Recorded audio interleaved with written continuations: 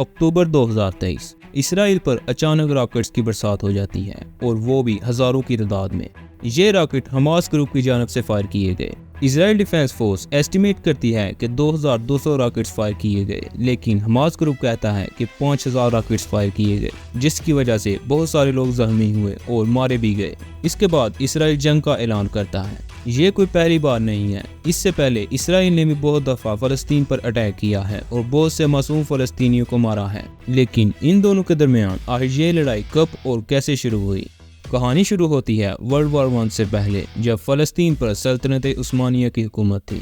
ये वो वक्त था जब फ़लस्तीन में मुसलमान, यहूदी, ईसाई सब सुकून से मिलजुल कर ज़िंदगी गुजार रहे थे। फ़लस्तीन में उस वक्त 87% मुसलमान और 3% यहूदी थे। इसके बाद शुरू होती है वर्ल्ड वॉर 1। ब्रिटिश अरब को कहते हैं कि तुम हमें ये जंग जीतने में मदद करो और हम तुम्हें फ़लस्तीन का एरिया दे देंगे। और वहीं दूसरी तरफ ब्रिटिश यही सेम प्रॉमिस करते हैं यहूदियों के साथ कि तुम हमें ये जंग जीतने में मदद करो और हम तुम्हें फ़लस्तीन के पास तुम्हारा अलग कंट्री बना देंगे। 1918 में जब ये जंग खत्म हुई तो इसके बाद फ़लस्तीन का सारा कंट्रोल ब्रिटिश ने संभाल लिया और इसके बाद फ़लस्तीन में आहिस्ता आहिस्ता यहूदियों की तादाद बढ़ने लगी और देखते ही देखते 3 लाख से भी ज्यादा यहूदी फ़लस्तीन में आकर बस गए। इसके बाद इन्होंने फ़लस्तीन में ज़री ज़मीनें खरीदना शुरू कर दी और जो फ़लस्तीनी इन ज़मीनों में काम करते थे ये इनको वहां से निकाल दिया करते थे और आहिस्ता आहिस्ता ये सिलसिला बढ़ता चला गया। इसी चीज को रोकने के लिए फ़लस्तीन ने 1936 में ब्रिटिश के खिलाफ जंग शुरू कर दी, लेकिन बदकिस्मती से वो इसमें कामयाब न हो सके।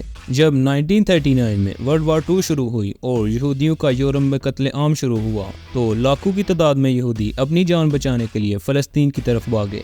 उस वक्त फ़लस्तीन में अभी भी ब्रिटिश का कंट्रोल था, इसीलिए इन्होंने यहूदियों को फ़लस्तीन में आने से रोकने की कोशिश की, लेकिन देखते ही देखते लाखों की तादाद में यहूदी फ़लस्तीन आकर बस गए। इसके बाद ब्रिटिश ने हार मान ली और यहूदियों और फ़लस्तीनियों के मसले की जिम्मेदारी यूनाइटेड नेशंस को दे दी और खुद 1948 में फ़लस्तीन छोड़कर चले गए। 1947 में यूनाइटेड नेशंस ने फ़लस्तीन को 2 हिस्सों में बांट दिया, यानी फ़लस्तीन और इसराइल, जिसमें 55% हिस्सा यहूदियों को दिया गया और बाकी का 45% हिस्सा फ़लस्तीनियों को, यानी जिनकी अपनी ज़मीन थी इनको सबसे कम हिस्सा दिया गया। इसके अलावा यूनाइटेड नेशंस ने यह भी कहा कि जेरूसलम यानी जहां मस्जिद अल अक्सा है ये हिस्सा इंटरनेशनल कंट्रोल में रहेगा, यानी ये एक न्यूट्रल जगह होगी। इसके बाद 1948 में अरब मुल्कों की इसराइल के साथ जंग शुरू हो गई ताकि वो इसराइल से अपनी ज़मीनें वापस ले सकें, लेकिन इस जंग के बाद इसराइल ने फ़लस्तीन के 78% हिस्से पर कब्जा कर लिया और फ़लस्तीन के पास अब सिर्फ 22% हिस्सा रह गया। 1967 में एक बार फिर से अरब की इसराइल से जंग शुरू हो गई और इसराइल ने फ़लस्तीन के और हिस्सों पर कब्जा कर लिया, जिसमें गाज़ा स्ट्रिप, वेस्ट बैंक और जेरूसलम भी शामिल था, जो कि एक न्यूट्रल जगह थी। 1980 में इसराइल ने जेरूसलम को अपना कैपिटल बना दिया और जो लाखों फ़लस्तीनी वहाँ रह रहे थे इनको वहाँ से निकाल दिया और इनके घर तबाह करना शुरू कर दिए।